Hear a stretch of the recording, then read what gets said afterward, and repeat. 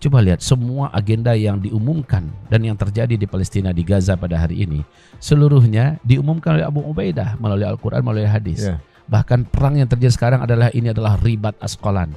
Seperti kata Abu Ubaidah ya di hari ke-100, ini adalah ribat Asqalan, yaitu peperangan yang terjadi di wilayah Asqalan. Gaza itu, jalur Gaza itu dulunya dalam sejarah gabung satu namanya Asqalan. Makanya Nabi mengatakan akan ada satu kelompok yang terus berperang di atas kebenaran.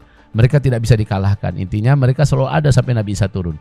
Di mana mereka? Rasulullah di Baitul Maqdis, kata Nabi.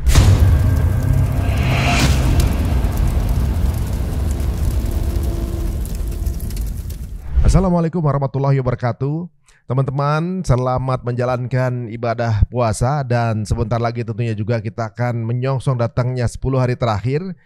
Bersiap-siap, makin digas, dan bagaimana semuanya benar-benar lancar ya. Baiklah, berikut ini adalah sebuah episode yang menurut saya cukup menegangkan, karena di sini akan dipaparkan bahwa di akhir zaman nanti teknologi akan runtuh.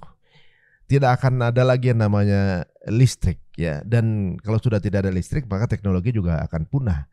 Maka untuk kita yang punya mungkin rekening digital, perbankan digital, hilang semua gitu ibaratnya. Kecuali mereka yang masih punya emas mungkin.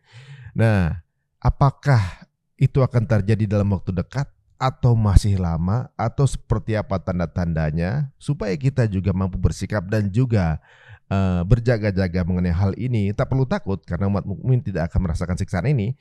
Kita akan langsung berbincang-bincang dengan guru kita untuk pemaparan lanjutan dari edisi akhir zaman ini bersama Ustadz Buya Zulkifli M. Ali. Kepada Buya, waktu dan tempat kami silakan. Tafadhol Buya. Jadi cukup bagi kita ada 3 tanda alam ini yang wajib mengiringi sebelum kemunculan Imam Mahdi. Mana duluan yang muncul, yang lain pasti akan langsung menyusul dalam waktu yang bersamaan.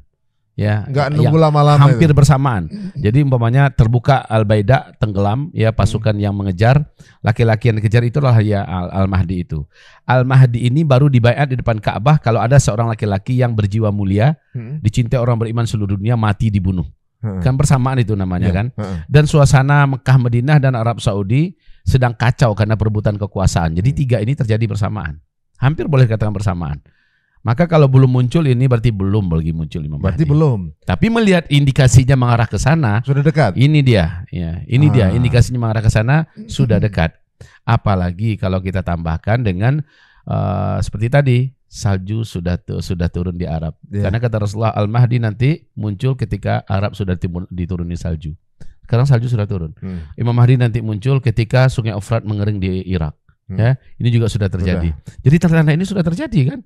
Kemudian yang paling seru lagi adalah Imam Mahdi nanti muncul adalah ketika Palestina sudah merdeka. Nah, Palestina insya Allah mudah-mudahan ya sebentar lagi Palestina minimal di Baitul Maqdisnya merdeka dulu, mengumumkan khilafah Islamnya. Jadi khilafah Islamnya lebih dulu muncul sebelum Al-Mahdi dibaiat. Nanti ketika sudah dibaiat Imam Mahdi, baru kekhalifahan diserahkan pada beliau. Urutannya seperti itu. Urutannya seperti itu. Waktu sosok muda ini di Madinah kemudian dicari oleh pasukan dari Syria, dari Damaskus tadi. Ya. Kemudian ternyata informasinya ke Mekah. Itu di hari yang sama atau beda hari? Beda hari, tapi beliau sudah tahu ada yang mengejar. Jadi dia 2 kali itu bolak-balik. Dari Madinah dia sudah mengendus berita dari orang terdekat. Kan media ketika itu masih hidup. Internet masih ada, listrik masih ada, sehingga pemberitaan ini dengan cepatnya begitu cepat mengejar. Dia merasa dirinya terancam. Atas nasihat para ulama yang mencintai beliau di Madinah, beliau pun dibantu untuk keluar dari Madinah, pergi ke Mekah. Ternyata di Mekah beliau merasa ada sesuatu yang tidak aman, ada sesuatu yang membuat beliau harus kembali cepat ke Madinah. Sampai di Madinah yang mengejar itu udah masuk untuk mencari beliau untuk dibunuh. Saat dia masuk baru dia tahu bahwa memang orang itu udah masuk, ngapain lagi datang kemari, balik lagi mereka ke Mekah. Yang mengejar ini yang sudah ada di Madinah Al-Munawwarah 300 orang itu mengobrak-abrik kota Madinah, menyiksa orang-orang beriman untuk memberikan pengakuan di mana laki-laki tersebut. Akhirnya karena tak kuat menahan siksaan, diberikanlah laporan bahwa laki-laki itu baru saja keluar meninggalkan Madinah, dikejar. Itu tadi cerita yang sudah kita sampaikan sebelumnya ya. Dikejar, saat yang mengejar ini sampai di Al-Baida, Imam Mahdi sudah masuk kota Mekah ya. Di Al-Baida mereka tenggelam semuanya, dibelah oleh Allah. Gitu ceritanya. Berarti kemungkinan besar ya naik kereta cepat. Karena udah sampai duluan di Mekah. Tidak, masalahnya Rasulullah mengatakan sariatan itu adalah pasukan infanteri. Kalau ke pasukan infanteri harusnya mereka ya jalan. Mereka jalan darat. Iya, mereka jalan darat. Tapi yang dikejar ini naik kereta cepat sampai Mekah duluan. Nggak lewat Abaidah kan? Bukan. Nggak tahu ya. Kami juga tidak berani mengatakan jangan. Dia naik mobil, dia naik kereta cepat ya. Ya. Pokoknya ke sana gitu kan. Ya. Kalau mereka harus tenggelam di Al-Baidah, berarti mereka memang tidak menggunakan fasilitas teknologi modern ya. Wallahu a'lam. Yang jelas mereka tenggelam semua di sana. Nah, itu pertanda saat itu Makkah, Madinah dan Arab Saudi sedang gaduh-gaduhnya untuk perebutan kekuasaan siapa yang akan menjadi raja. Dan otomatis terdengar berita sebelumnya seorang lelaki yang memiliki jiwa yang bersih telah dibunuh ya. Dan ini menimbulkan kemarahan publik seluruh dunia orang-orang beriman. Nah, tiba-tiba Al-Mahdi terdengar sudah dibayat di depan Ka'bah, lagi didandani dengan pakai pakaian perang, baju zirah segala macamnya oleh orang-orang beriman. Kamu pimpin kami, diberikan pakaian yang Berarti orang-orang beriman tersebut sudah mengetahui edukasi ini. Sudah pasti. Bahkan mereka hanya memajak kode. Bahkan di Palestina sendiri, para pejuang, orang-orang Hamas dan lainnya, mereka sangat yakin sebentar lagi pemimpin tertinggi umat Islam seluruh dunia akan memimpin kita semua, Imam Mahdi. Mereka pun sangat yakin. Mereka mengkaji ini pastinya. Mereka, alhamdulillah. Coba lihat semua agenda yang diumumkan dan yang terjadi di Palestina, di Gaza pada hari ini, seluruhnya diumumkan oleh Abu Ubaidah melalui Al-Quran, melalui hadis. Bahkan perang yang terjadi sekarang ini adalah ribat Asqalan.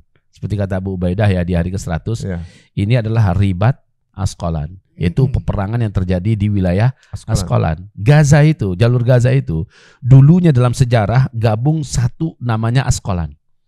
Dan Asqalan ini oleh para ulama salaf masih dikatakan masuk dalam Baitul Maqdis. Begitu. Jadi dari Masjidil Aqsa ya sampai kepada Asqalan, jalur Gaza itu Baitul Maqdis semuanya. Makanya Nabi mengatakan akan ada satu kelompok yang terus berperang di atas kebenaran. Mereka tidak bisa dikalahkan. Intinya mereka selalu ada sampai Nabi Isa turun.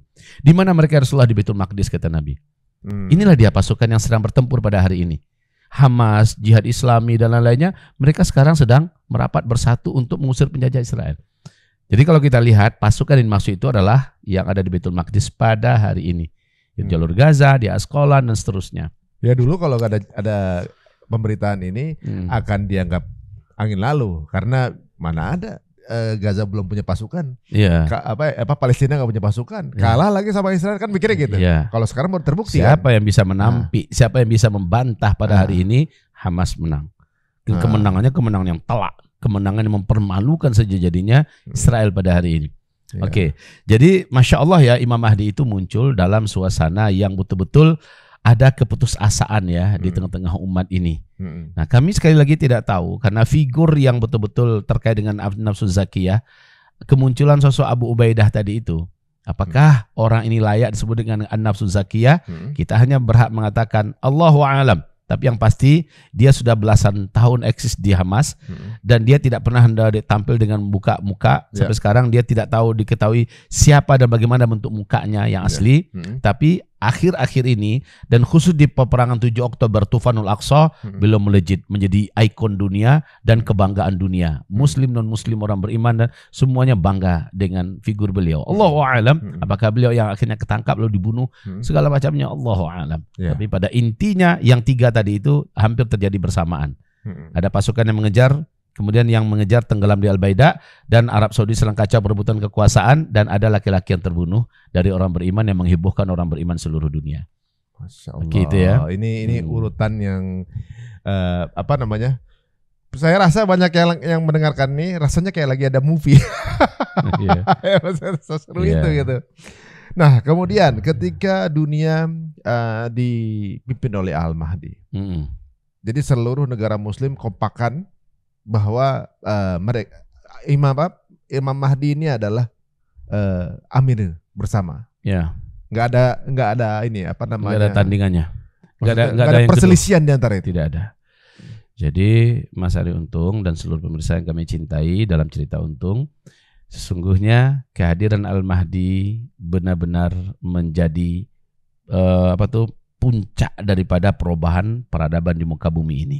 Kehadiran beliau betul-betul akan menjadikan dunia yang selama ini dibungkus oleh kegelapan akan tersingkap menjadi dibungkus oleh cahaya keadilan. Insya Allah Ta'ala. Dan memang walaupun beliau bunyinya dalam sejarah, dalam hadis kita baca nanti akan perang sana perang sini, perang yang beliau bawa adalah perang menuju damai. Perang yang beliau bawa adalah perang menuju tegaknya keadilan. Perang yang beliau bawa adalah perang untuk menghentikan semua pertumpahan darah. Dan perang yang beliau wujudkan adalah perang untuk meratakan Islam ke seluruh dunia. Jadi bukan peperangan yang memberangus, peperangan yang berdarah-darah ya. Peperangan yang benar-benar sangat terhormat. Peperangan yang akan menjadikan orang banyak jatuh cinta kepada Islam. Peperangan yang akan menjadikan orang berlomba-lomba bersyahadat masuk Islam nanti. Dengan izin Allah di bawah pimpinan Imam Al-Mahdi. Nah, beliau akan menyisir semua negeri-negeri Timur Tengah dan sampai seterusnya seperti yang kita uraikan kemarin. Sampai ke tingkat di mana perang besar antara Timur dan Barat terjadi. Dan Barat merayu-rayu orang-orang beriman di bawah pimpinan Imam Mahdi untuk gabung dengan mereka. Lalu akhirnya diperangilah Blok Timur. Dengan cepat Blok Timur dikalahkan, tapi Barat mengklaim kemenangan ini adalah kemenangan salib. Di situ terjadilah perang terakhir yang terbesar disebut dengan Al-Malhamah Al-Kubra atau yang kami yakini dengan nama Armageddon, ya. Perang Armageddon itu.